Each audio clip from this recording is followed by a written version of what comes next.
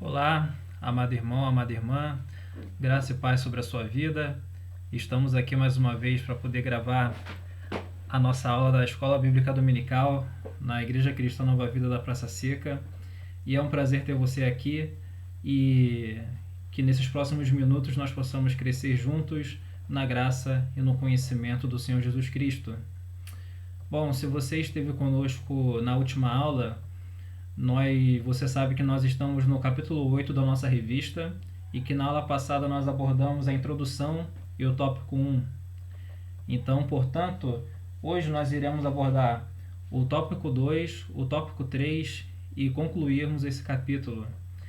E que você possa permanecer conosco até o final dessa aula, que eu tenho certeza absoluta que você irá absorver bons conhecimentos para que você possa praticar na sua vida cristã. Eu creio que o mais inteligente é aquele que, por mais que aprenda, ainda está sempre admitindo que sabe pouco, porque quando admitimos que sabemos pouco e temos muito para poder aprender ainda, nós alcançamos um nível maior de perseverança na obtenção do conhecimento da palavra de Deus. Bom, eu acredito que eu sei pouco ainda, então eu estudei para poder preparar essa aula. Eu estudo quando eu ouço uma mensagem, uma pregação, quando eu ouço a aula de algum outro professor, porque o meu desejo é crescer no conhecimento do Evangelho e para que eu possa ser mais obediente à palavra de Deus. Bom, se você está com a sua revista, quero pedir a você que você possa abrir lá na página 40, no tópico 3, na página 39, no tópico 2, é o primeiro tópico que nós vamos abordar, onde fala eu sou do meu amado.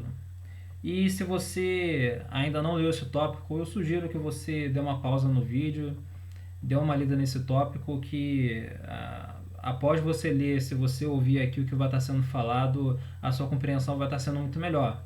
Porém, se você não estiver com pouco tempo aí e não estiver lendo, o que eu vou estar falando aqui vai ser um bom resumo e também uma boa explicação do que estará sendo abordado aqui nesse tópico. Esse tópico aqui ele fala sobre, ainda fixando, né, o tema central aqui do livro de Cântico dos Cânticos, né, que é o capítulo 2, versículo 16, onde fala que eu sou do meu amado e o meu amado é meu. Então a gente falou primeiro o meu amado é meu, a gente comentou primeiro sobre essa afirmação, o meu amado é meu, e agora a gente vai comentar sobre essa outra parte do versículo, eu sou do meu amado. E o que significa nós sermos do nosso amado? Lembrando que a gente está aqui não explicando o livro de Cantares dentro aqui de uma exposição bíblica com foco no Velho Testamento, com foco na composição literária do livro, ou com foco em aspectos aqui da cultura, né, do Antigo Testamento, dessa época aqui, né, que provavelmente aqui foi por volta de 1000 anos antes de Cristo. Não, a gente está focando na explicação do livro de Cantares debaixo da perspectiva do Evangelho, para que possamos entender melhor a revelação do Senhor Jesus no Antigo Testamento de acordo com o livro de Cantares. Então, quando nós lemos que eu sou do meu amado, essa declaração aplicada à igreja está querendo dizer assim, olha, eu igreja, eu Lohan da igreja, eu pertenço ao Senhor Jesus. Mas vamos tentar entender um pouco melhor o que significa pertencer a Ele. Eu quero convidar você a abrir sua Bíblia e lá em Cantares, no capítulo 2, vamos ler do versículo 10 até o versículo 14. Vamos lá, diz assim: o meu amado falou e me disse, levante-se, minha querida, minha bela, e venha comigo. Veja, o inverno passou e acabaram-se as chuvas e já se foram. Apareceram flores na terra e já chegou o tempo de cantar. Já se ouve em nossa terra o arrulhar dos pombos. A figueira produz os primeiros frutos, as vinhas florescem e espalham a sua fragrância. Levante-se e venha, minha querida, minha bela, venha comigo. Minha pomba que está nas fendas da rocha, nos esconderijos, nas encostas dos montes, mostre-me seu rosto, deixe-me ouvir sua voz, pois a sua voz é suave e o seu rosto é lindo. Aqui no início do versículo 10, o amado ele fala: levante-se, minha querida, minha bela, e venha comigo. Todo esse texto aqui, o amado ele está tentando convencer a amada para que ele possa vir com ele. Mas vamos ver aqui o que aconteceu agora no capítulo 3, nos versículos 1 e 2. Diz assim a amada: a noite toda procurei em meu leito aquele a quem meu coração ama, mas não o encontrei. Vou levantar-me agora e percorrer a cidade, e irei por todas as ruas e praças e buscarei aquele a quem meu coração ama. Eu o procurei, mas não o encontrei. Isso é estranho, né, a princípio, porque o amado chama a amada, mas e aí a amada ela se levanta e vê que o amado não está mais com ela. O que será que aconteceu? A explicação disso pode ser encontrada nos versículos que nós pulamos aqui entre o versículo 14 do capítulo 2 e o versículo 1 do capítulo 3. A amada, após ouvir o chamado do amado, ela se preocupa com outras coisas. Ela vai ali e entra em contato com outras atividades, né? E ela acaba que, por fim, não dando atenção àquele convite que o amado faz para ela. E qual é a lição que nós aprendemos aqui? O amado a chama, mas ela não aparece. Então ela acaba também sendo ignorada da parte dele. E existe uma relação muito importante entre isso e o nosso relacionamento com o Senhor Jesus Cristo, né? Da mesma forma que o amado ele quis mostrar uma lição para a amada, saindo do leito onde ele estava e momentaneamente abandonando a amada e provocando nela uma sensação muito ruim com isso, porque fala que ela não simplesmente ficou preocupada quando não encontrou. Ela se levantou, ela foi até as praças da cidade para poder procurar o seu amado. Ela ficou realmente desesperada por não ter encontrado o seu amado. E existe muitos momentos da nossa vida cristã que isso acontece. Muitas das vezes parece que o Senhor Jesus ele está distante de nossas vidas. E por que a amada ela resolveu fazer isso? Porque, como diz aqui no versículo 16 do capítulo 2, eu sou do meu amado e meu amado é meu. Ela tinha esse sentimento e essa convicção: eu sou do meu amado e meu amado é meu. Ela estava errada? Porque você pode ver aí, irmão Lohan, o amado a abandonou, então ela estava errada. Não, ela estava certa. O amado ainda continuava sendo dela também, né? Só que uma coisa não pode funcionar sem a outra. Ele tava mostrando aqui nesse sentido de que não adianta apenas ela possuir o amado, mas o amado não a possuir. Porque ela tinha o amado ali disponível para ela, só que o amado não tinha ela disponível para ele. E isso trouxe tristeza ao coração dele de tal forma que ele momentaneamente a abandonou. No sentido completo da palavra, ele não a abandonou. Ele ainda estava próximo dela, ele estava para poder retornar. Só que parecia que ele a abandonou. Por quê? Porque o amado, ela sabia que realmente era dela, só que ela não estava sendo do amado. Que é onde nós voltamos aqui ao título desse tópico: eu sou do meu amado. Ela não estava sendo do amado dela. Então, para que possamos ter um relacionamento completo com o Senhor Jesus, nós não podemos dizer como está aqui apenas no versículo 16: eu sou do meu amado e meu amado é meu. Não, quando Ele nos chama, quando Ele nos pede algo, quando Ele nos convida a uma determinada direção, nós devemos responder ao convite dEle em obediência, fazer a vontade dEle. Então, aconteceu aqui em Cantares de Salomão e acontece com todos nós cristãos com o nosso relacionamento com Deus. Quando Deus quer que façamos algo e nós não façamos, quando Ele quer, olha, venha comigo, esteja em comunhão comigo, mas nós decidimos ignorar isso, então por um momento Ele se mostra como alguém que está longe de nós. Mesmo na verdade, de fato, Ele não está. Porque a partir do momento em que entramos no relacionamento com Deus, a partir do momento que passamos a ser noiva de Deus, como igreja.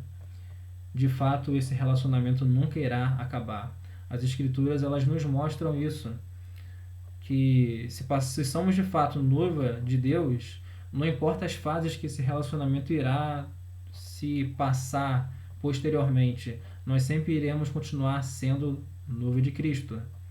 Só que aqui aconteceu um problema pontual, um problema que precisava ser solucionado.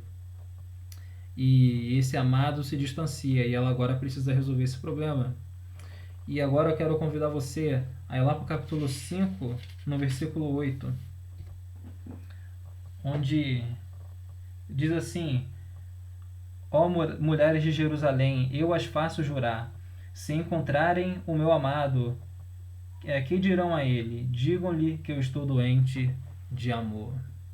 Então, o propósito e o objetivo do que o amado fez acabou sendo alcançado. Ele se distanciou dela para que ela pudesse perceber que aquilo que ela fez não estava certo e de que ela precisava verdadeiramente não somente dizer que ela pertencia ao amado dela, mas sim de fato agir como alguém que pertencia ao amado dela. Então é necessário nós nos perguntarmos também na nossa vida: será que a gente apenas diz que nós pertencemos ao nosso amado? Ou de fato nós nos comportamos como alguém que pertence ao nosso amado? Então, esse tópico 2 aqui da nossa lição, ele nos convida a isso. Olha, eu preciso pertencer a Cristo. Eu sou do meu amado. O meu amado é meu e eu sei disso. Ele fez uma aliança comigo. Agora eu estou falando aqui no sentido de igreja. Deus, ele fez uma aliança com a sua igreja. Ele nunca a abandonará. Ele irá cuidar dela. Ele irá ataviá-la durante todos os tempos até a eternidade. Então, o meu amado é meu. Agora, será que eu sou do meu amado? Ou apenas digo que eu sou do meu amado? Bom, e ela chegou aqui nesse momento, após toda a tribulação dela, e ela falou assim: olha, eu digo ao meu amado que eu estou doente de amor. Eu estou procurando por ele, eu estou doente de amor. Então, que as provações na sua vida não venham fazer você abandonar a Deus, mas venham fazer com que você busque, de tal forma que você também possa dizer: olha, Senhor, eu sinto a sua falta e eu estou doente de amor. Busque ao Senhor e ele será encontrado por você. Agora eu quero ler com você o capítulo 7, no versículo 10, aonde diz assim: eu pertenço ao meu amado e o meu amado me deseja. Agora nós já estamos entrando aqui no tópico 3, que diz assim: ele tem saudade de mim.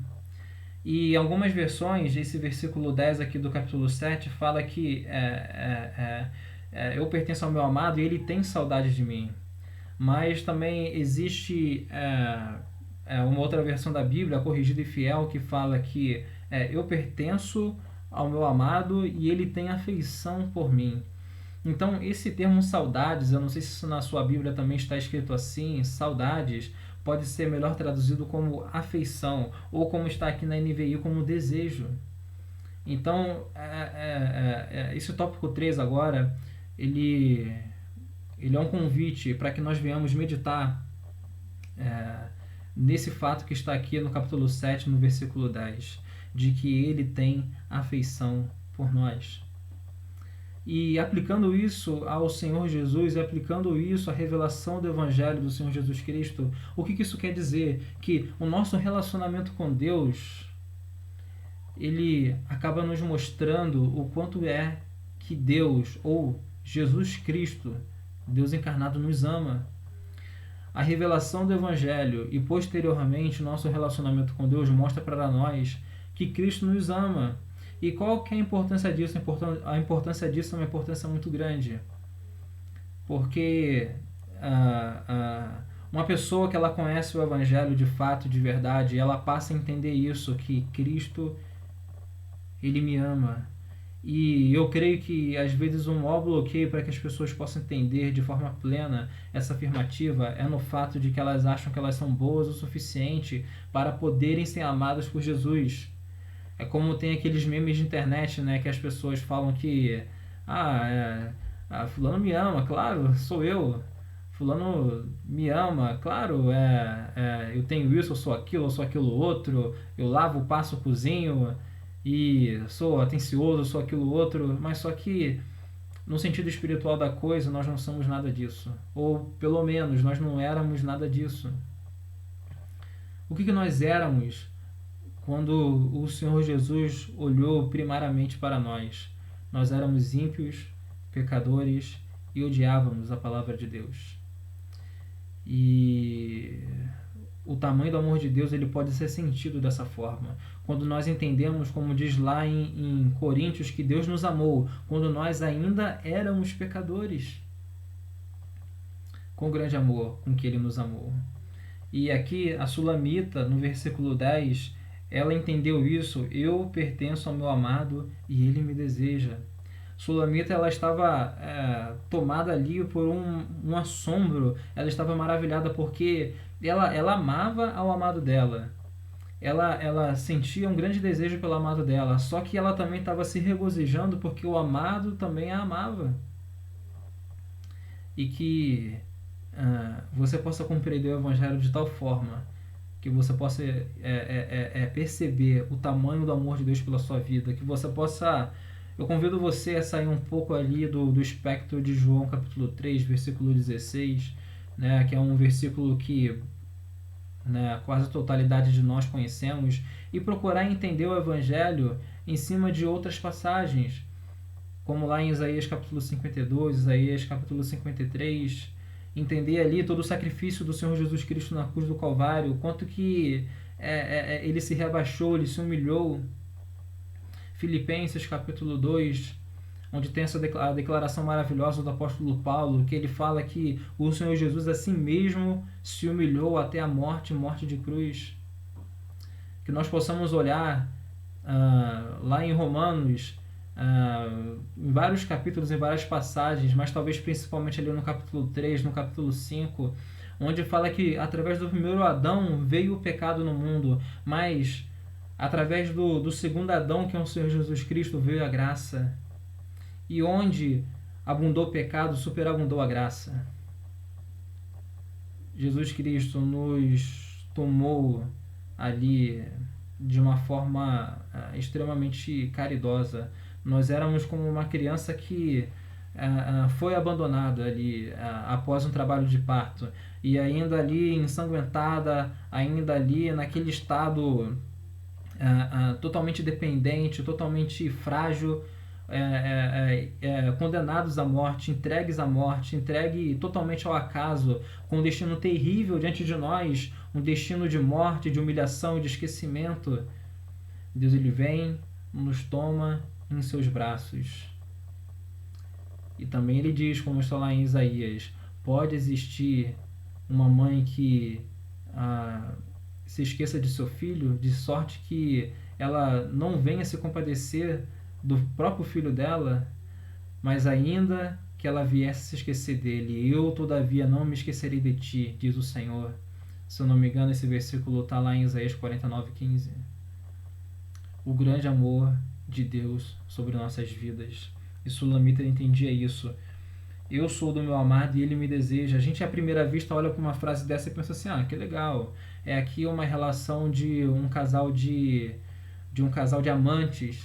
Só que existe um valor muito maior dentro disso. Ele me deseja. Por que ele me deseja? Olha, eu só sei de uma coisa. Ele me deseja. A Sulamita ela estava dizendo isso. Ele me deseja. Ela aqui não está explicando em nenhum versículo do livro de Cantares, dizendo, não, ele me deseja, mas claro, é porque eu tenho ali a minha pele bronzeada pelo sol, como aqui o amado relata no livro de Cantares. Não, ele me deseja, mas é porque eu era uma princesa no meio do meu povo. Eu tenho nobreza, eu tenho um status social muito elevado, então ele me deseja. Em nenhum momento ela diz aqui os motivos pelos quais o amado viesse a desejá-la, mas só que ela diz, ele me deseja. Bom, ele te deseja. E mesmo apesar dos seus muitos pecados, falhas, transgressões, pecados que você deve saber os quais são eles. Eu não posso dizer quais são eles porque de fato eu não sei. Mas apesar dos seus pecados, Ele te deseja. E Ele te convida, assim como nós lemos aqui no capítulo 2, Ele te deseja para que você venha a ter um encontro com Ele, para que você possa sair dos seus aposentos e ir com Ele, passar a caminhar, passear com Ele. E eu quero de coração que você venha atender esse desejo. Eu quero que todos nós, durante todas as nossas vidas, venhamos atender a esse pedido da parte dele. Então, acredito que está ficando cada vez mais claro dentro da sua mente e também no seu coração de que o nosso relacionamento como igreja diante de Deus é como o relacionamento da amada e do amado. E quais são as implicações de um relacionamento como esse? Bom, no Novo Testamento fala que a igreja do Senhor Jesus é a noiva de Cristo e todo noivado ele termina em um casamento. E se você for encontrar qualquer casal de noivos, né, em sã consciência e perguntar para eles se a vida deles do jeito que está tudo bem, eles vão dizer assim: não está tudo bem, eu estou aguardando o momento do casamento. E quando esse casal de noivos eles de fato se casam, a alegria que os atinge é enorme. A alegria que os atinge faz valer a pena toda a espera que eles tiveram ali no momento do noivado. Então nós estamos nesse estágio, o estágio do noivado. Nós estamos de fato às portas do casamento, mas não estamos casados ainda. Nós somos noiva de Cristo, Ele é o nosso noivo. E aqui, como diz aqui no versículo 10, Ele me deseja. Ele deseja para que esse dia venha chegar, o dia do casamento, o dia que estaremos com Ele por toda a eternidade. Agora, quero te perguntar, será que você também deseja isso? Ou que o seu noivado é um noivado da boca para fora, ou o seu noivado é um noivado apenas para poder mostrar para a sociedade que você tem ali um status de noivo de Cristo? Mas será que de fato você sente a ansiedade do noivado? Porque a ansiedade é um sentimento inerente ao noivado. Se você já passou por isso e você sabe do que eu estou falando, a ansiedade é um sentimento inerente ao noivado. E será que você sente essa ansiedade de estar de fato com ele, de entender que o que existe para a sua vida não é o que estamos vivendo atualmente nesse mundo, por mais que você possa ter riquezas ou condições financeiras, mas que o que ele tem para você é algo muito maior. Não é essa alegria incompleta que existe aqui nesse mundo, mas é uma alegria eterna. É a alegria de estar com Ele para sempre e não estar aqui mais exposto a todo tipo de coisas ruins e que ferem o coração de Deus, como nós estamos expostos aqui nesse mundo. Bom, eu espero que você tenha esse sentimento no seu coração, esse sentimento de ansiar e de esperar pela salvação de Deus por intermédio do Senhor Jesus Cristo. E como nós devemos, então, agora responder a esse sentimento que Deus tem por nós, além de fato, experimentarmos esse sentimento de ansiedade, só que simplesmente ter essa ansiedade para poder estarmos com Deus não é o suficiente. A Bíblia nos aponta outras coisas que nós devemos fazer. E a revista ela nos mostra 3 coisas que nós devemos fazer, agora já no tópico da conclusão, que diz assim: devemos responder a esse amor com alegria, gratidão e dedicação. Então, a alegria, olha, isso daqui é algo que a gente já tem falado diversas vezes. É necessário você estar alegre por você ter sido salvo por Deus. Gratidão. Será que você olha muito mais para aquilo que você não tem da parte de Deus do que para aquilo que você tem da parte de Deus? Somente por você ter a sua salvação já ali 99,99% do que você precisava. Você já recebeu a salvação por intermédio do Senhor Jesus Cristo. Ele já te deu 99,99999% do que você precisava. E eu só não digo 100% porque nós ainda vamos viver nesse mundo e precisamos ser sustentados por Deus nesse mundo. Então, Deus, com sua graça e com sua misericórdia, garante para nós esse 0,001% para que nós possamos ser sustentados por Deus nesse mundo, além da salvação que Ele nos deu. Mas será que você é grato por isso? Será que você é grato por um dia você ter sido salvo, porque agora você não vai mais para o inferno, agora você vai ser salvo por Deus? Existe um sentimento de gratidão no seu coração quando você, já estamos voltando aí com os cultos presenciais, quando você passar a sair do seu aposento, da sua casa, para você poder ir para a igreja, qual o sentimento que vai estar no seu coração? É um sentimento de apenas cumprir mais um compromisso, ou é o sentimento de você de fato expressar a sua gratidão a Deus por tudo aquilo que Deus ele fez na sua vida, tendo em vista que aquilo de maior que Ele fez na sua vida foi a salvação? Então, quero convidar você, eu também quero me convidar, que nós possamos ser gratos a Deus por toda a salvação que Ele nos concedeu, por todo livramento, por todas as bênçãos materiais, por todas as bênçãos imateriais, por todo o sustento que Ele tem trazido sobre a nossa vida.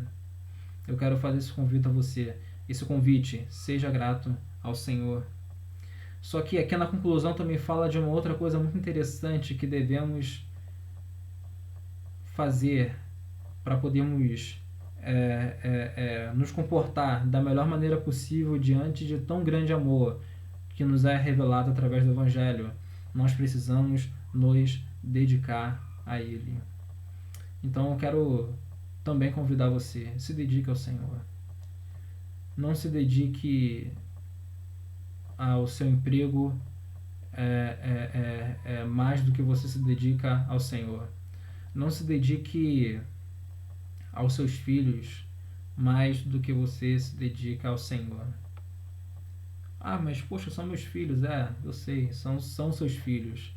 Só que, como eu já falei aqui algumas vezes ao longo dessas aulas, eu quero falar novamente, Deus ele deve receber o primeiro lugar, nada menos do que isso. Ele deve ter a primazia em nossas vidas. Então se dedique ao Senhor. Que a casa de Deus não venha a ser algo secundário para você.